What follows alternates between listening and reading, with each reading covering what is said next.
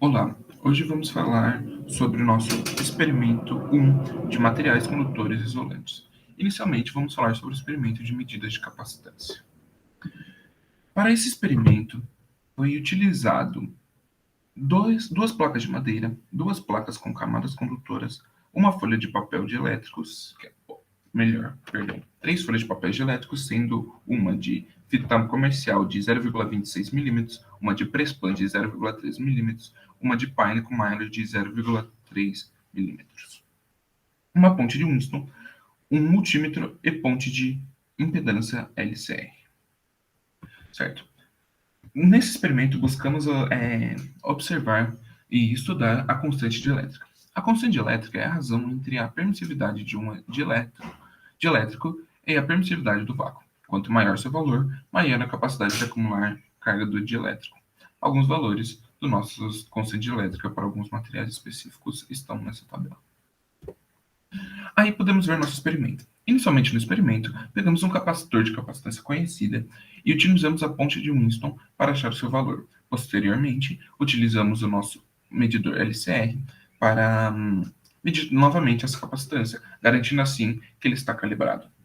Posteriormente, com o auxílio das nossas placas de madeira e as placas com camadas condutoras, nós medimos a capacitância de cada uma das nossas folhas de material dielétrico. Com isso, o objetivo disso é encontrar a nossa constante dielétrica.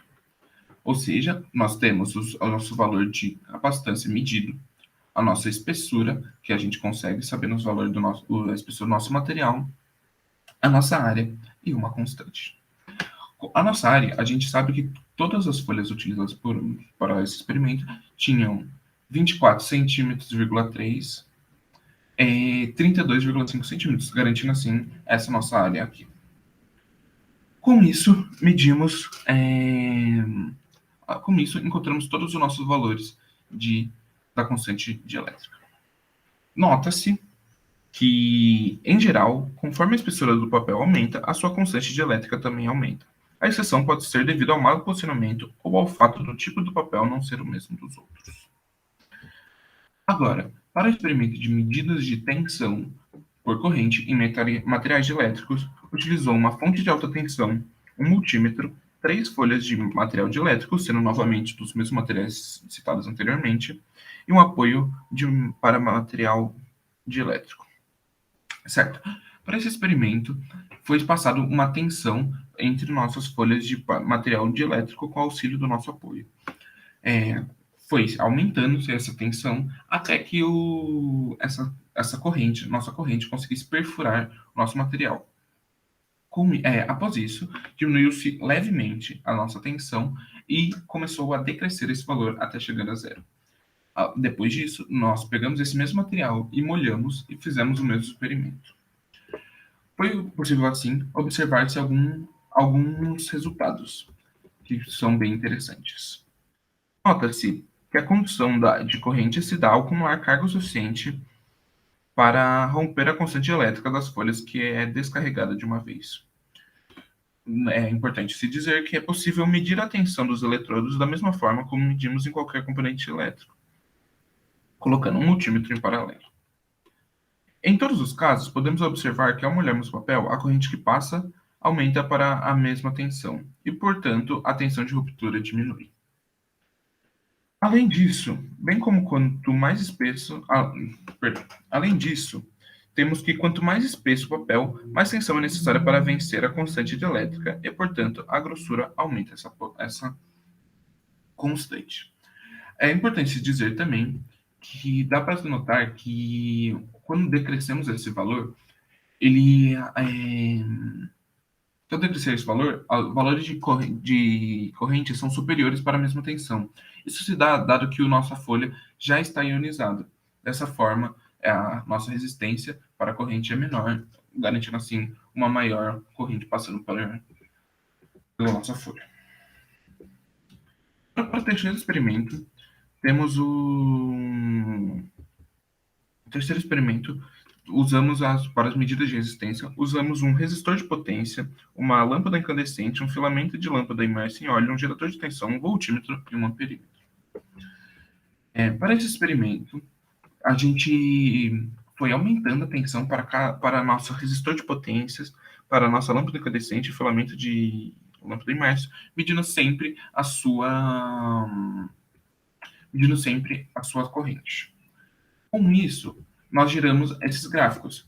Pode-se observar nesses gráficos que no bulbo de vidro não há como aplicarmos a lei de Ohm, visto que o filamento se comporta como um resistor não linear devido ao excesso de calor liberado. Porém, no caso do filamento, no óleo, é possível, visto que essa não linearidade é corrigida quando resfriamos o filamento.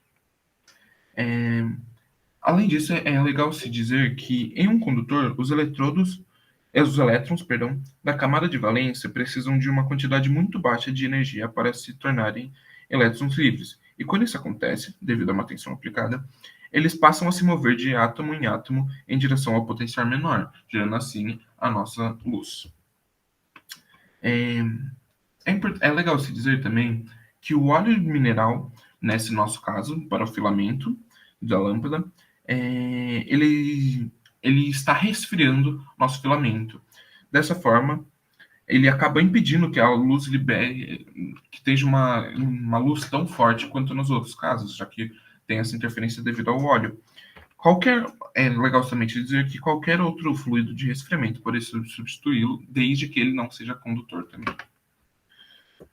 Já para nosso bulbo de vidro, nossa lâmpada de bulbo com bulbo de vidro, é legal se dizer que o bulbo de vidro em uma lâmpada incandescente possui a função de manter o filamento em vácuo, para que ele não oxide, sofrendo assim, caso ele oxidasse, ele sofreria combustão.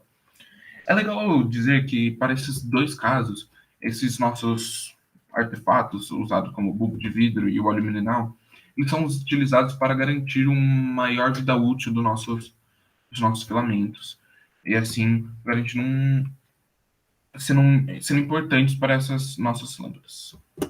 Certo. Já para o nosso experimento 4, nós vamos garantir as medidas de resistividade da água potável. Para esse experimento, foi utilizado água, 2 eletrodos de grafite, medidores de tensão corrente e uma fonte de tensão. É legal para esse início desse experimento nós estudarmos como se dá a condução da corrente em um eletrólito. A corrente elétrica será conduzida por meio dos íons que estão dissolvidos na água. O eletrodo positivo irá atrair os elétrons presos aos íons, os chamados eletrólitos, e assim irão circular até chegar no outro eletrodo, onde serão realocados. Assim, haverá um acúmulo de matéria no eletrodo positivo e uma diminuição no negativo. Nota-se pelos gráficos, para o experimento, medimos todos os valores ao aumentarmos a tensão, todos os valores de corrente. Assim conseguimos achar um valor da nossa resistência.